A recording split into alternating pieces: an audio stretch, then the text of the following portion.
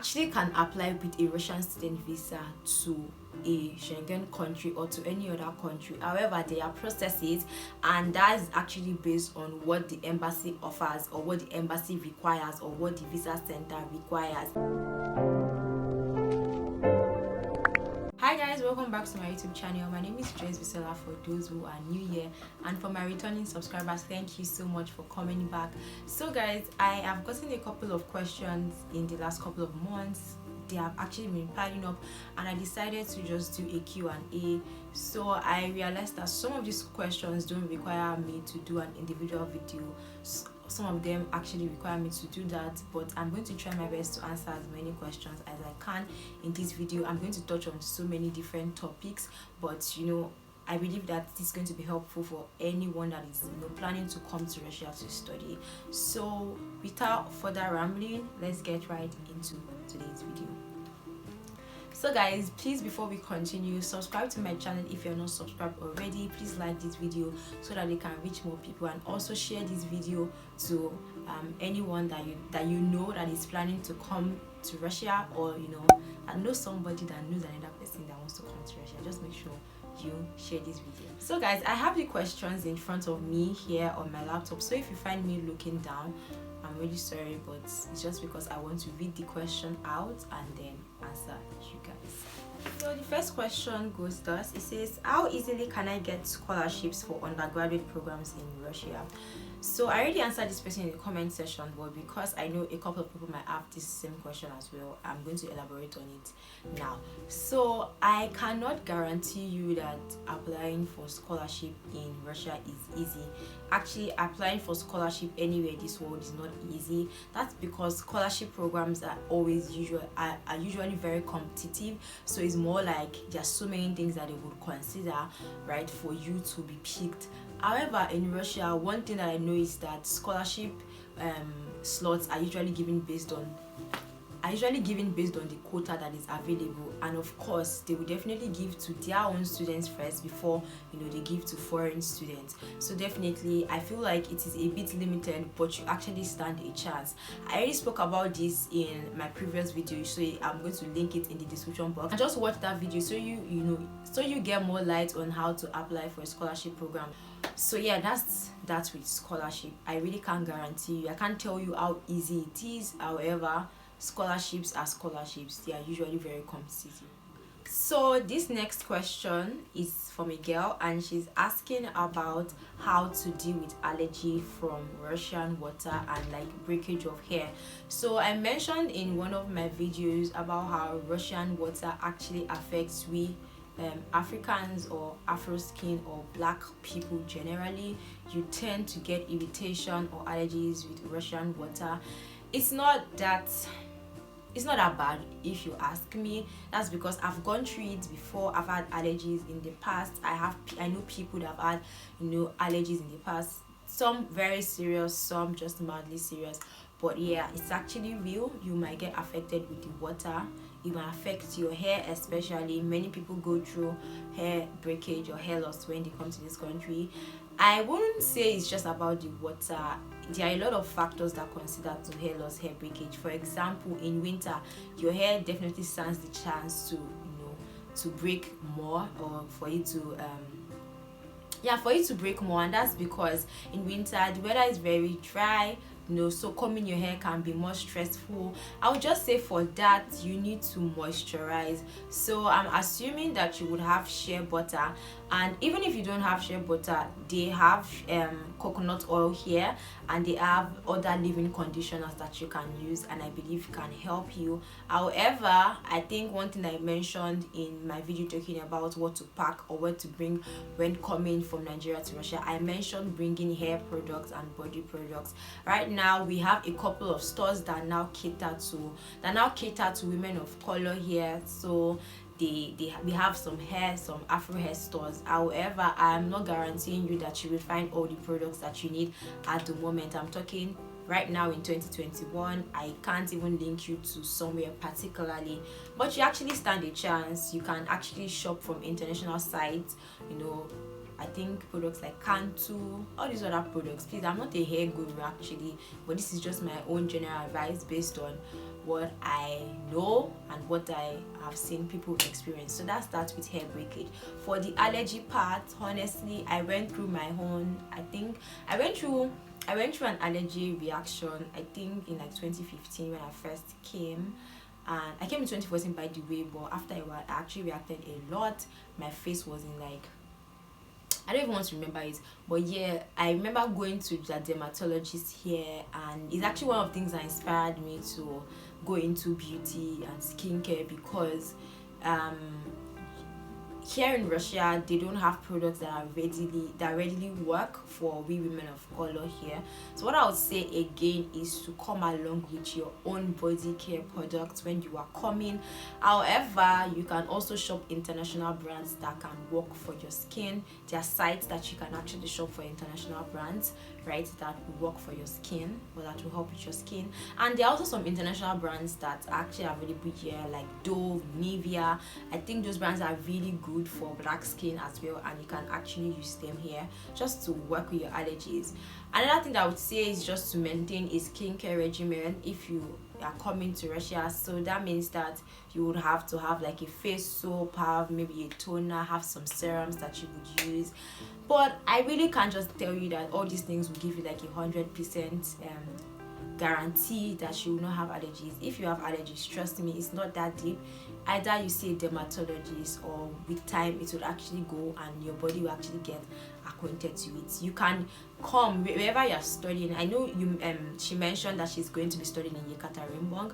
I don't really know so much about that city, so I can't really tell what she can expect. I don't even know anybody in that city. So yeah, but all I can just say is that no worries. You are coming to study, come to study. All these things, trust me, will be sorted out with time. But if you have any more questions, you can still leave them in the comment section.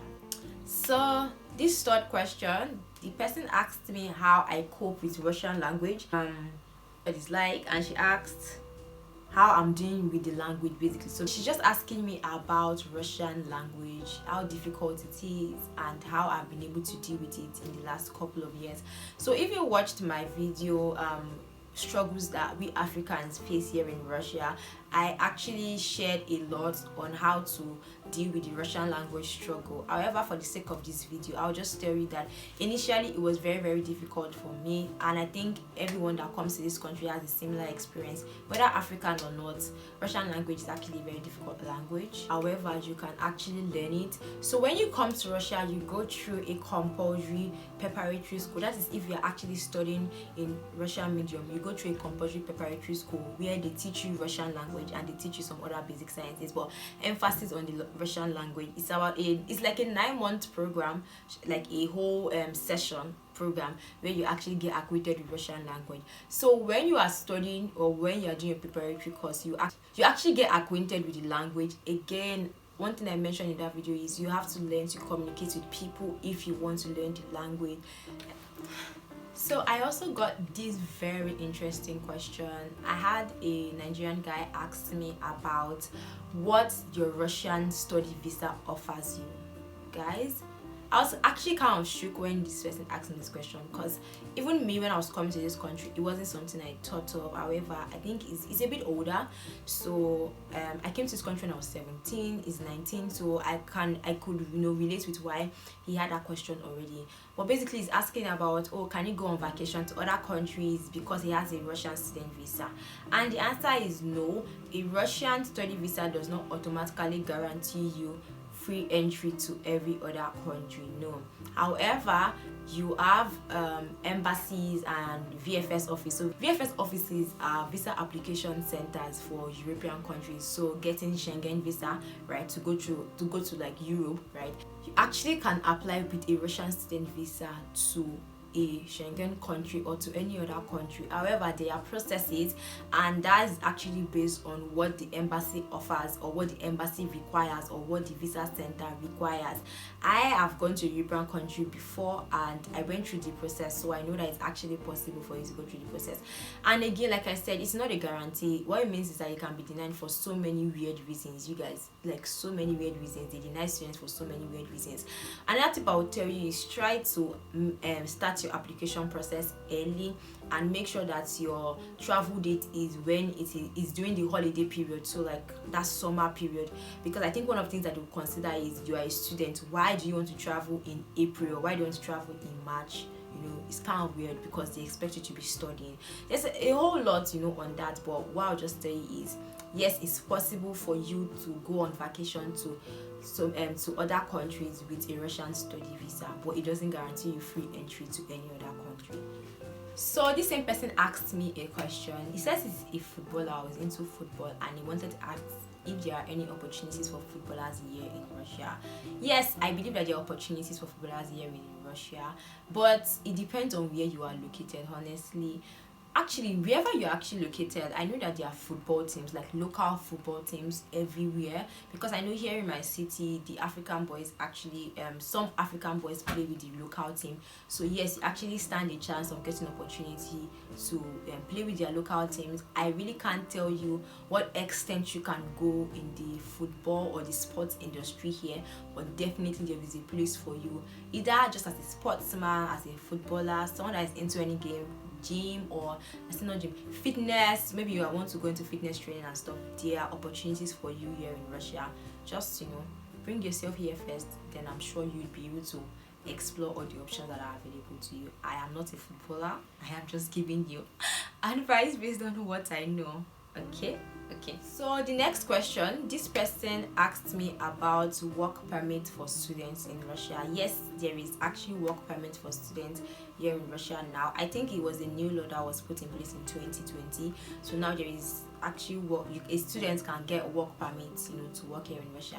Me personally, I am not working under anybody, so I don't know so much as per experientially, but I'm going to do my research and I'll be back with a full video on that, so please stay tuned for that. So the next question, this person asked me about coming to work in Russia. So basically she says she wants to come and work in Russia, or she's coming for business. However, our agent advised her to come through study visa so that she can change to a working visa when she's here. I actually don't know so much about business or working in Russia. I am a student, so I'm really sorry, I can't give you an answer to that. I'm not a professional consultant on living in Russia, right? But she also asked a question on a breakdown on a preparatory course and what the cost of living is like.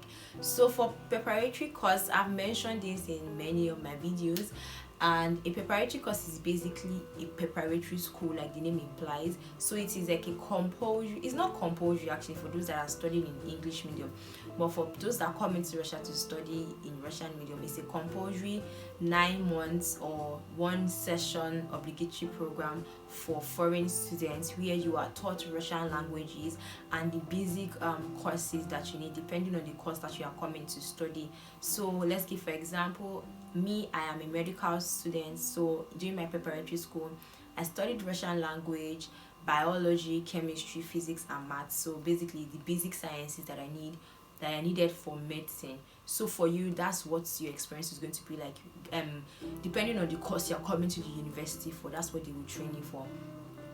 But the emphasis of preparatory school is on Russian language, is on helping you get acquainted with the language. So for cost breakdown of a preparatory school, you will find preparatory courses, or you'll be able to attend a preparatory school with a minimum of $1,000 to $3,000, depending on the school that you actually go to, right? Or depending on the school that you apply to for preparatory school. I am going to link in the description box, right, a site that gives like a breakdown of preparatory school as per like cost, so you can actually check that out. And about cost of living, I have gotten a lot of questions on this, so I'm actually going to take the time out to do proper research coupled with my own experience and create a video talking on cost of living, so you can actually stay tuned for that as well. So guys, that brings me to the end of today's video. I really hope you found this Q&A session helpful. It was a short Q&A session. I just thought to quickly answer the questions I could answer while I work on making more detailed videos on all of this stuff. If you have more questions, please leave them in the comment section. I'll be sure to check them out, or you can send me an email. My email is linked in my description box, so you can also use that medium to reach out to me.